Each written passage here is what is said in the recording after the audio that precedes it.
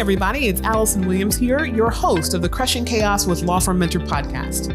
Law Firm Mentor is a business coaching service for solo and small law firm attorneys. We help you to grow your revenues, crush chaos in business, and make more money.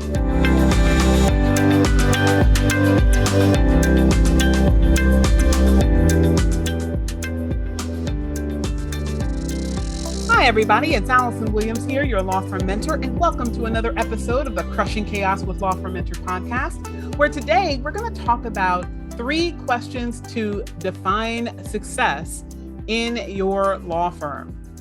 So this is a topic that I decided to talk about because one of the things that has recently occurred in my own personal life is I have recognized the ways in which I have been successful at redefining myself. And for a lot of us, myself included, this is not something that we oftentimes devote our energy to. It is something that kind of happens upon us, right? It's something that we kind of look up one day and we have arrived at this destination. But I recognize in all the different ways, through all the different coaching that I have personally participated in, the ways that I coach our clients here at Law Firm Mentor, that there is a way to use this process intentionally to create what you desire faster, easier, and better.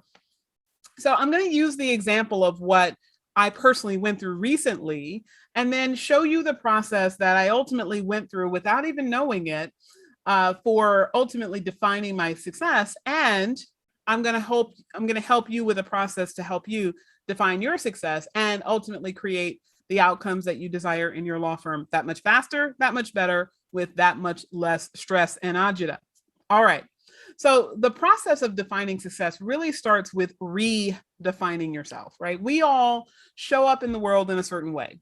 We all have certain habits, certain proclivities, things that we are good at, things that we enjoy doing. And then there's the flip side, the things that we're not so good at, the things that we don't enjoy doing. And for most of us, we claim the things that we feel that we are. So if I were to ask someone how they get work done, they would say, I'm a procrastinator. I wait until the last minute and then I crap out a diamond, right? So that is how they are claiming the activity of being one who procrastinates. They're owning that as that self-identity. And of course, the real challenge with that is that when you claim a self-identity that does not serve you, then ultimately, when you decide to do something different that requires a different skill set, it becomes very challenging for you to step into the new skill set because your definition of yourself is dependent upon the old skill set, right? If I define myself as a procrastinator, then a person who does things on time or meets deadlines or whatever the activity is going to be incompatible with the identity that I have as being a procrastinator. Now, you might say that's not that big of a deal, just in a given moment, you would stop procrastinating, but it's not so easy, right? There's a whole lot of things that are required of you when you are doing something new that become really challenging when you are self-identified with the opposite of the skill set that you are trying to embody. So you have to start your process of success with redefining yourself as the person who has the attributes, who lives the life, who shows up as the person you desire to be. So I want you to think about that. And as we go through today's discussion, I want to really frame this as one that's rooted in the concept of decision. Decision is something that I think is almost misused in common nomenclature. A lot of people talk about decision as something that you can do over and over and over again. But the reality is you have to be firmly rooted in your decision. Your decision can happen instantaneously, can be a moment in time. But once you have decided, once you have given the power and force of your intentionality behind a decision, it is critical that that decision have the attendant commitment to carry through the decision to the other side. And when I say the other side, I want you to envision a canyon. On one side of the canyon, you have your present circumstances, and on the other side of the canyon, you have your desired outcome. the connector between those two is going to be the bridge of commitment. So when you step away from your present circumstances and you start moving across the bridge over to your desired outcome, you are in commitment as you are walking forward. But when you start to have doubts and fear and worry and hesitation, the hesitation of you being on that bridge is what will often send you back to what is considered to be easier, i.e., the present circumstances, also known as your present identity. So when you have an identity that is far away from your desired outcome, the desired outcome has to be valuable enough. It has to be passionate enough. It has to be exciting enough that it's going to draw you forward into the future rather than while you're standing on that very, very, very tenuous bridge, that high chasm of fear and doubt and worry that holds up underneath you. When you're standing on that bridge, the thing that's going to stop you from going backward to the present circumstances rather than going forward to your new self, your desired outcome, your greater version of yourself, is going to be all of the positive emotion you wrap up in your desire. Because the positive emotion can be the antidote to the fear and the worry and the doubt that happens when you're somewhere in between your present circumstances and your desired outcome. But we start to encounter difficulty when we're on that bridge of commitment, oftentimes because we allow ourselves to have a definition of the word decision that includes being decided today and undecided tomorrow. And how many times have we gone through that process? How many times have you explored something new, thought about something that you want to create for yourself, thought about a new identity you want to adopt, and you start getting excited about it and you start leaning into it, and then you talk to a friend or a family member and they don't have the same resolve that you do, and they, however well intentioned, start to talk you out of the new identity. They start saying, I don't know if you really want to do that. Are you sure that that makes sense for you, right? Wouldn't it be safer? Wouldn't it be better? Wouldn't it be easier if you just did present circumstances instead of pursuing desire? Or sometimes it could be that you yourself are talking yourself out, right? You have an identity of yourself as being a low six-figure earner, and you desire to have a personal income of 7 figures or more. And so as those new thoughts and ideas start to surface and your mind starts to get excited about all the things that you're going to be able to do with your life when you earn substantially more income, what happens? Well, the first thing that happens is you start to contemplate life with the new identity and you get really excited about it. And that desire that is standing on the other side of that canyon, that huge, glorious, beautiful desire that is going to create better for you, better for your children, better for your spouse, better for your parents, better for your family, better for your clients, better for your community. It's going to create a life that you truly love, right? When you start thinking about that, but you look at your present circumstance, oftentimes doubt, worry, and fear seep in. And you have all of that doubt, worry, and fear that bumps up into your commitment, and it starts to knock you back to your present circumstances. And in fact, so often we deviate from being committed to our desires that we start to see indecision as a part of the decision-making process, right? Or another way of saying it, relapse is a part of recovery, right? By the way, speaking as somebody who has been sober now for over a decade, I can tell you there was no relapse as a part of my recovery. Once I decided there was no going back because it was a true decision. It wasn't a thought. It wasn't a wish. It wasn't a hope. It wasn't something I thought I could possibly get around to doing. It was truly a decision. And the decision had the requisite commitment, and the commitment continued to bump up into fear, worry, and doubt, right? As I'm self-redefining, fear, worry, and doubt is a part of the process. But every time I took a step forward, every day forward, moving closer to desire and moving further away from present circumstances, the more I realized that the passion of The passion and the power of all that was laying ahead for me with the desire was going to draw me much farther ahead and was going to create a life that I truly desired versus the present circumstances. So in that scenario, the positive around the desire was what pulled me forward, even through the challenges, even through the difficulty, even through all of that fear, worry, and doubt that kept bumping up into that bridge of commitment over the canyon between present circumstance and desire. So we know that the difficulty comes when we go back and forth, right? We know that when we are wishy-washy, when we are not decisive, when we have not made up our mind, when we have told someone yes, but in our mind we've said, yeah, but I'm still thinking about it. Yeah, I want to, but my mom, my dog, my dog groomer's best friends, ex-girlfriends, ex-lover has something to say about it. I think I just need to lean on that a little bit more. Or today is not the right time, right? It's not the right time. It's not the right moment. It's one of those things like, I wish that decisions could happen as definitively as pregnancy. And I tell people this all the time. Like, once you get pregnant, you can't get unpregnant unless something happens that causes you to be unpregnant, right? But once you're pregnant, if you're kind of on the fence about having a baby, you kind of can't be sort of pregnant, right? You either are or you are not. So you have to decide. Now, of course, we're not talking about the unfortunate circumstance where something happens and a decision is made for you. We're talking about where you, as the person holding a fetus inside of you, makes a decision. I'm either going to have this child or I'm not going to have this child. But you can't kind of sort of have the child, right? You can't kind of sort of go through 40 weeks of gestational period. You either are or you are not.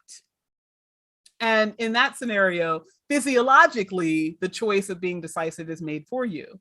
But in our lives, we have just as much power to be as firmly rooted in decision as when we are essentially pregnant with our purpose. So I want you to think about your life and ask yourself how decisive you are. Now, we have a whole episode here on the podcast about being decisive.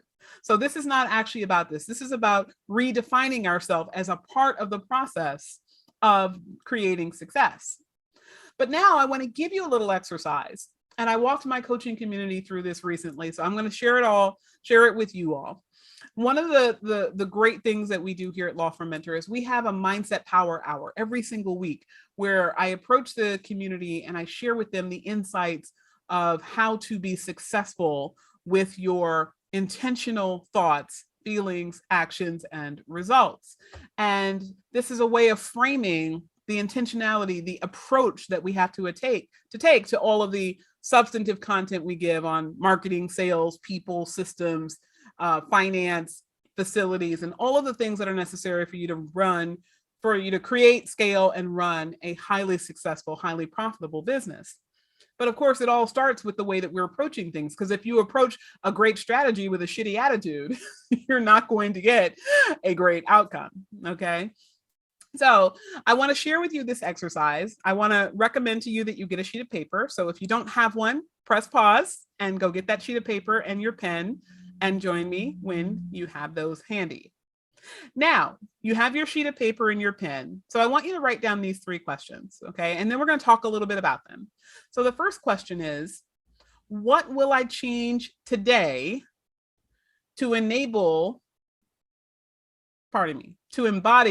who I am? Okay, question again. What will I change today to embody who I am?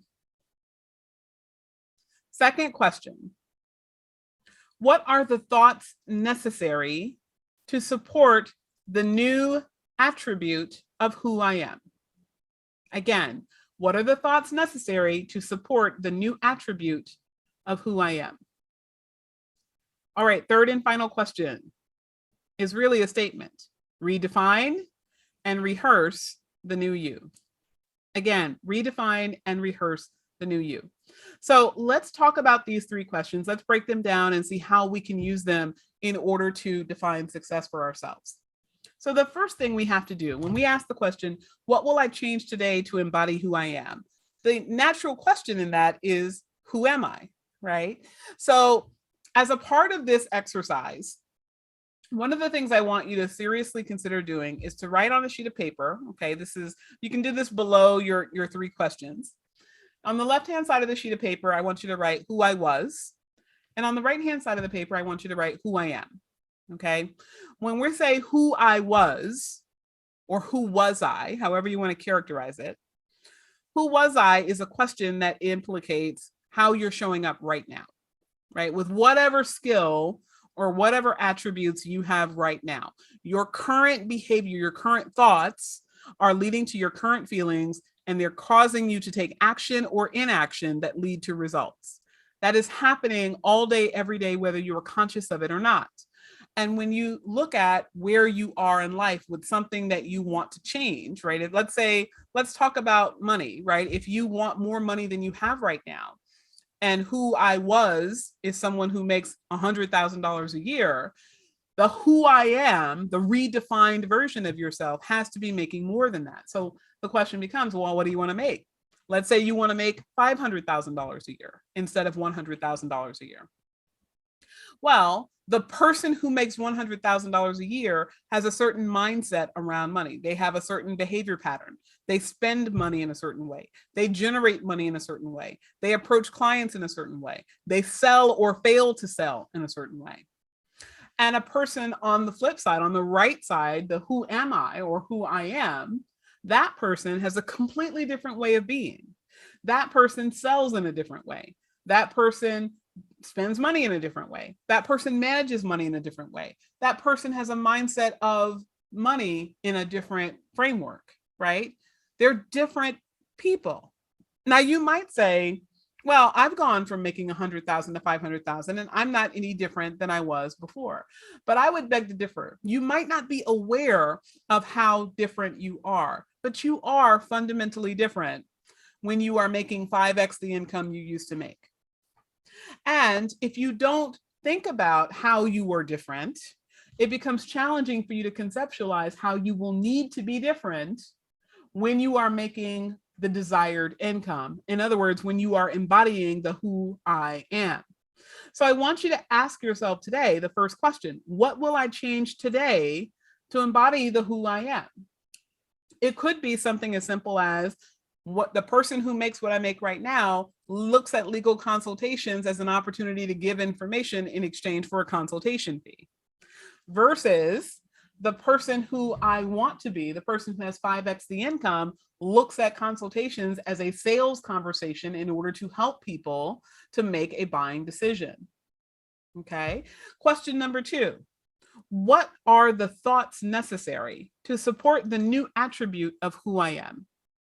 So this really goes to looking at how you show up and how you engage in activity that leads you to your current circumstances. So if what you're doing right now that leads you to the current income you have is that you hate the concept of selling, then who you need to be in the future in order to make 5x the income is somebody who loves selling. Okay. If you love selling, what are the thoughts necessary to support that? It could be anything from selling is what is done to help a person acquire what they want for their life. I benefit people by virtue of selling to them because I give them something of greater value to them while they give me something of greater value to me. It's a win-win, right? That's what a sale is. A sale is an exchange of value. I value your money more than my information, so I'm willing to give you my information in exchange for your money.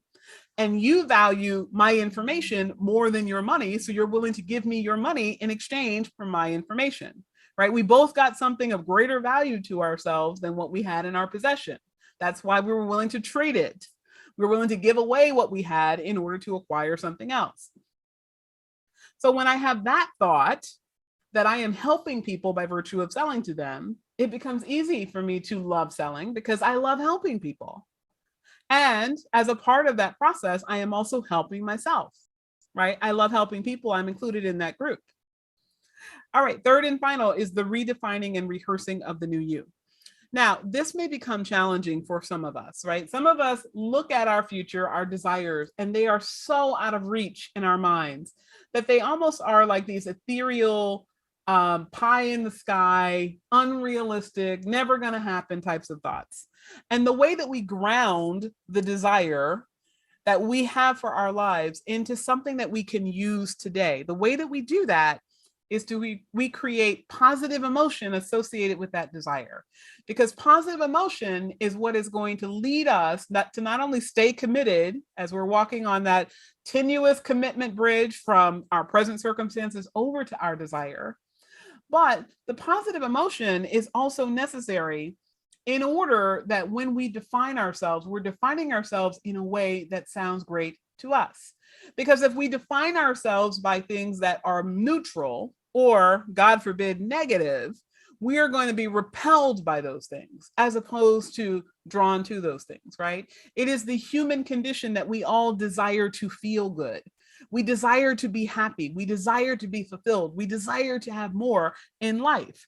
So if you don't define your new self, the new you that's required for you to embody the desire that you have, if you don't define yourself by the positive attributes around that desire, then your desire is going to be as neutral as your present circumstances.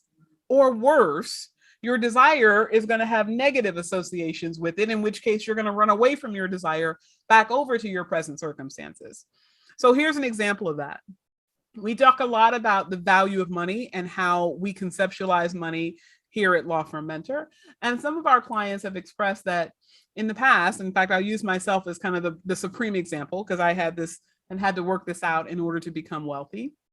But one of the things that would come up a lot is that I associated losing relationships with money, right?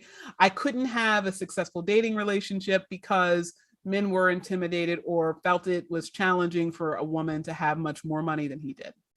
I couldn't have a successful relationship with my parents because my parents identified with having a middle-class lifestyle. And once I exceeded having a middle-class lifestyle, I didn't fit with them anymore. I couldn't have relationships with friends and colleagues who were high earners, but not earning as much as I was because they didn't conceptualize us as peers anymore. They didn't speak to me the same way they used to. They now started to treat me differently and I felt isolated, right? So when you identify and you define the desire, right, the desire for more money as including a necessity of changing relationships, leaving relationships, ending relationships, well, most people would not say that that's positive, right? Most people would not say, as a part of my life plan, I want to start, plucking off all the people in my life that I love and going on in life by myself, just me and my money against the world, right? Most people don't desire that. So, of course, if that's how you define the success, the desire that you have for more money, if you define it in a way that is negative and limiting, then when it's time for you to get up and make the next sale, you're going to have a subconscious block around it. You're going to say, I don't want to do that because, you're going to come up with some reason. Now, I was going to say, I don't want to do that because I don't want to lose the relationship. But a lot of people are not conscious of that being a firmly held belief, right? So a lot of times you're not actually going to say to yourself, I don't want to make more money because I don't want to harm my relationships. Much more often, you're going to find justifications to not make the next sale or to not pursue the next goal or to not do the next growth activity. And your mind is going to rationalize it in a way that you can personally live with. So one that I hear a lot, and I hear it not only from my own clients, but I hear it from lawyers across America, that a good mom is physically present with children. So if I am a good mom, I can't work but so many hours, right? If I were to put in any more hours on working on the business, the hours that are necessary in order to grow the business, if I were to do that, I would be a bad mom. And that is such a firmly held belief by so many mothers, right? And it's fathers have it to a certain degree, but to nowhere near the degree to which mothers have it, because fatherhood is defined by protecting and providing. So a father who works extra hours in order to provide more for his children is praised, whereas a mother who does the same thing is often denigrated. But whether you have it as a genderized issue or not, as a parent, there's a certain level of time and commitment you need to have to your children, and most people accept that. And so when you start defining life and success as spending time away from your children, because what you desire more in your business is associated with spending time away from your children, which is negative, you're going to have a block on it. Versus if you were to define that success, that desire for more, as being able to provide more for your children, being able to have them have greater opportunities, take them to countries and see different cultures that they never would have seen otherwise, being able to expose them to abundance in the world, teaching them about how you use your law license to effectuate change for people. And that's something you would not be able to do if you weren't able to perform a certain amount of pro bono service, because you have the resources in your business to do that, right? All of those thoughts lead one to a positive conclusion associated with your desire. But when you don't define your desire as something inherently positive, if you don't see the positive in the desire, and you see only the negative consequences that your mind and your subconscious programming will conjure up to stop you from pursuing that desire, you're most likely not going to achieve it. So the 3 questions again for you to define success are: what will I change today to embody who I am? 2, what are the thoughts necessary to support the new attribute of who I am? And 3, redefine and rehearse the new you. And that redefinition has to include the positive attributes of the new you that you know are waiting for you as soon as you step into it. All right, everyone. I am Allison Williams, your law firm mentor, and we have been talking today about the 3 questions necessary for you to define success in your law firm. Here at the Crushing Chaos with Law Firm Mentor podcast, we are committed to helping you to grow your revenues, crush chaos in business, and make more money. And if you want help with that, just reach out to our team, schedule a call with our growth strategy team, and we can help you do just that. I am Allison Williams, your law firm mentor, and I will see you on the next episode.